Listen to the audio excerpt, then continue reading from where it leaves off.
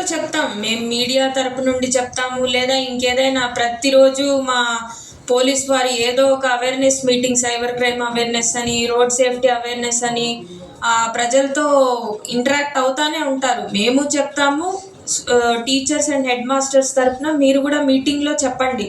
అప్పటికి ఇది తగ్గలేదంటే మేము ఇలా పరిమితికి మించి ఒక స్కూల్ పిల్లలనే కాదు, ఆటో డ్రైవర్స్ అందరికీ, ఒక స్కూల్ పిల్లల గురించే కాదు, కూలోళ్ళని, లేబర్స్ని తీసుకొస్తూ ఉంటారు. ఆ లేబర్స్ని అయితే ఇంకా 20 మందిని కూడా ఆటోలో పెట్టి తీసుకొస్తూ ఉంటారు. ఈ రోజు నుండి మాకు ఎవ్వరు అలా కనిపించినా నిర్దాక్షిణ్యంగా వాళ్ళని రోడ్లో దింపేసి ఇంకో ఆటో ఎక్కి పంపిస్తాం.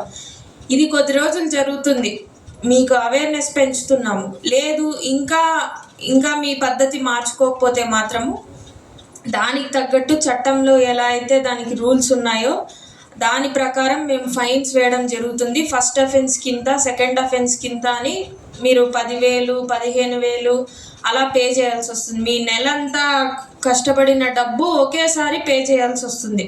మేము ఇవన్నీ ఎందుకు అంటే గవర్నమెంట్కి ఆదాయ వనరులుగా మేము చెప్పట్లేదు.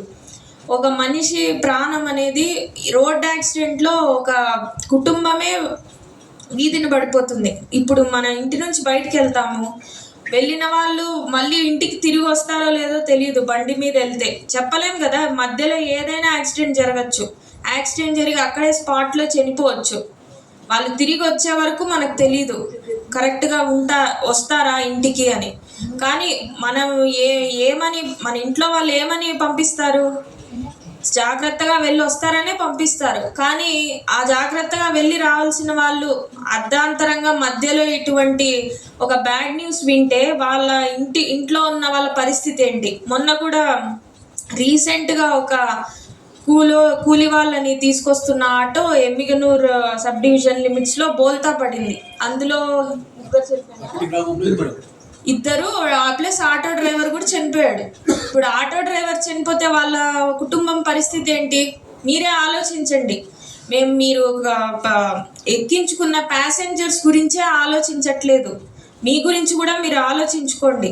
మీకు ఏదైనా యాక్సిడెంట్ అయ్యి అందులో మీరు పొరపాటున టైం బాగాలేక ప్రాణాలు కోల్పోతే మీ కుటుంబానికి ఎవరు దిక్కుంటారు? మీరే కదా బ్రెడ్ విన్నర్. అంటే మీ కుటుంబంలో సంపాదించే వాళ్ళు మీరే కదా. మీకే ఏదైనా అయితే మీ కుటుంబం రోడ్డును పడుతుంది కదా. అలానే మీ ఆటోలో ఎక్కే వాళ్ళ పరిస్థితి కూడా అదే. వాళ్ళ కుటుంబానికి వాళ్ళే ఆధారం ఉంటారు. మీరు అనుకోవచ్చు ఏముంది, మేము ఇన్నేళ్ళ నుంచి తోలుతున్నాం, మాకేం కాలేదు అని. కానీ ఎప్పుడు మనకి చావు అనేది చెప్పి రాదు కదా. కాబట్టి ఏ రోజు ఏం జరుగుతుందో తెలీదు. మనం కొంచెం ప్రికాషన్స్ తీసుకుంటే ప్రతి ఒక్కరూ బాగుండొచ్చు. ఇప్పుడు ఈయన అన్నట్లు మందికి పైకి తీసుకెళ్తాం మేడం, 10 మంది 12 మంది కూడా తీసుకెళ్తాం. దానికి మాకు తక్కువ రావడం జరుగుతుంది అమౌంట్. దాన్ని కొంచెం మీరు క్రియేషన్ చేయండి. అది మాకు కొంచెం ఎక్కువ ఇప్పిస్తే మేము కూడా అంత తక్కువ తీసుకెళ్ళడానికి ప్రయత్నం చేస్తాం మేడం. పేరెంట్స్కి చెప్పగలం, పేరెంట్స్కి చెప్పాలి కదా మేడం. ఇప్పుడు మాకు 500 కంటే ఎక్కువ ఇవ్వట్లేదు ఒక బాబు. మాకు 1500తో మేము నెలంతా నడపాలంటే మాకు కూడా కష్టమవుతుంది.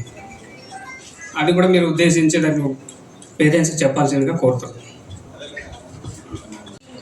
ఇంకా మాకు డబ్బులు తక్కువ వస్తుంది, మేము ఇంతమందినే వేస్తే కానీ మాకు గిట్టుబాటు అవ్వదంటే, సిటీలో ఎక్కడైనా చూసారా ఇంతమందిని ఎక్కించినట్టు? హైదరాబాద్లో కానీ చూసారా మీరు? చూసినారా సిటీ అంటే హైదరాబాద్ కానీ బెంగళూరు కానీ ఇట్లా ఒకే షేర్ ఆటోలో ఒక 20 మంది 23 మందిని ఎక్కించడం చూసారా? మీరు చూస్తే తెలుస్తుంది అక్కడ రూల్స్ ఎలా ఉంటాయని. రూల్స్ ఎందుకున్నాయంటే మీరు రూల్స్ని పాటించకపోతే దాన్ని పాటించేటట్లు చేసే బాధ్యత కూడా పోలీసులది, ట్రాన్స్పోర్ట్ అధికారులది. అనవసరంగా మేము ఫైన్లు వేసి మీ కడుపుని కొట్టాలి అని మా ఉద్దేశం అయితే కాదు. అట్లీస్ట్ మేము ఫైన్లు వేస్తేనే ఇంకోసారి భయపడి ఆ పని చేయకుండా ఉంటారనేదే మా ఉద్దేశం. ఎందుకంటే ఎవరికైనా ఇప్పుడు లైసెన్స్ లేదు అని ఫైన్ వేసినప్పుడు అది 500 అవ్వచ్చు, కానీ 500 కూడా లేని వాడికి తెలుస్తుంది 500 ఎలా కట్టాలి అని. ఇప్పుడు డ్రంక్ అండ్ డ్రైవ్ తో మాకు పట్టుబడితే 10,000 జరిమానా. ఇన్ కేస్ ఆ 10,000 కట్టలేనప్పుడు జైలు శిక్ష కూడా ఉంది. 10,000 ఎన్ని రోజులు పడుతుంది మీకు సంపాదించడానికి? ఎవరో ఒకరు ఆటో డ్రైవర్ చెప్పండి. మీ ఒక నెల పడుతుందా? నెల. కానీ మీరు ఒక్కసారి తాగేసి బండి నడిపి మాకు కానీ దొరికితే ఆ 10,000 కట్టాల్సి వస్తుంది. లేదు మీరు కట్టలేని పరిస్థితిలో